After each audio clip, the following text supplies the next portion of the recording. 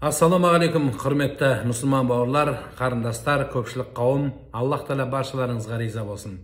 Бүгінгі бір қиссада мың қисса айдарымызды жалғастырып, сіздерге жалпы мұсылмандарға, соның ішінде әсіресе мынау елдің аманатын, елдің үлкен мүддесін мойнына жүктеп жүрген, халықтың назы мен арманын мойнына жүктеп жүрген ел қауымындағы азаматтар, ел қамындағы азаматтар, әсіресе мемлекеттік қызметтегі азаматтарға үлгі болатын, дініміздегі ең ұлы 4 халифтің 5-шісі болып есептелген Хулафай Рашидин, 4 халифтің 5-шісі болып есептелген ұлы Омар бин Абдул Азиз туралы, халифасы туралы сөз болады. Бұл әділетті патшаның өз уақытысында сондай халқын сондай бастылыққа жеткізіп, елде садақа беретін адам табылмай қалған екен. Сондай әділеттік пен теңдікті қойған ұлы патша халқының ішінде садақа беретін адам таппай қалған екен. Міне сол халифаның өмірінен бір сәтті сіздерге жеткізіп беретін болам. Омар бин Абдул Азиз заманында ауырып қалды. Ауырып қалғаннан кейін әйелі бұл науқасқа міндетті түрде бал жегенді қалады. Өйткені бал Құранда да келген, шипасы, қасиеті мол болған Алланың берген ұлы сыйлы тағам еді, азық еді. Осы бір керемет өзіндік тау балын жегізу керек болды, ыстығы көтерілді. Сөйтіп қызметшісін шақырып, тау балын алып келуге базарға жолдайды. Омар бин Абдул Азиздің қызметшісі базарды аралап ол тау балын таппайды. Келесі ауылға барады, таппайды. Не керек? 2 күн жол жүріп, қалаға жетіп үлкен, сол қаладан тау балын алып келеді. Келген кезде бұл Омар бин Абдул Азиздің қызметіндегі осы бал алып келу үшін ат пайдаланады.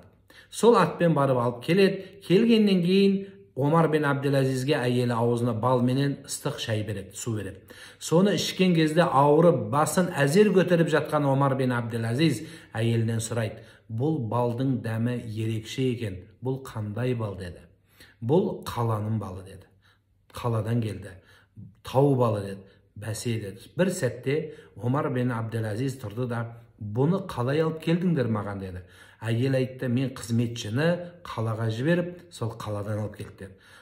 Қалаға баруға немен барды деп патша сұрады. Көлікпен барды деді. Қандай көлік деді. Омар бин Абдул Азиз мына пошта қызметін көтерген ұлы патша еді, басшы еді. Яғни ел мен елге хабар жөнететін көлікті пайдаланады.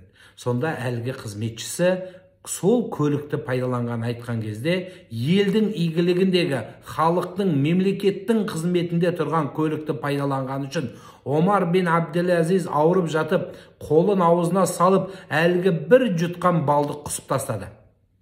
Сөйтті де қызметшісіге әйеліне айтты, мына балды біздің базарға шығарып сатасыңдар. Бұл сатқан балдың ақшасына жем-шөп аласыңдар. Сол жем-шөпті әлгі аттарға жегізесіңдер деді. Сөйтіп, мемлекеттің мүддесіндегі нәрсені мемлекеттің өзіне ғана пайдаланғанын жеткізіп берді. Осыған қоса, ана машхур риуаятын барлықтарыңыз естіген боларсыздар, осыған қосып айтып кетейін. Үйге қонақ келген кезде Омар бин Абдул Азизге бір шамды өшіріп, бір шамды жапты. Әлгі келген қонақ, неге бұны істедіңіз дегенде, мынау мемлекеттің шырағы еді, екіншісі менің өзім жеке шырағым еді деді. Сен маған жеке досымсың, менің қабылдауыма, достығым үшін келген үшін саған жаққан мынау шамның жарығы мемлекеттікі болмасын деп, халықтың мүддесін қорғай білді. Құрметті ағайындар, баршамыз көптікін қолдасақ, елдің мүддесін қорғасақ, онда мемлекетіміз мәңгі дамитын, мәңгілік елдің бірі боламыз. Алла баршаларыңызға риза болсын. Ассаламу алейкум ва рахматуллахи ва баракатух.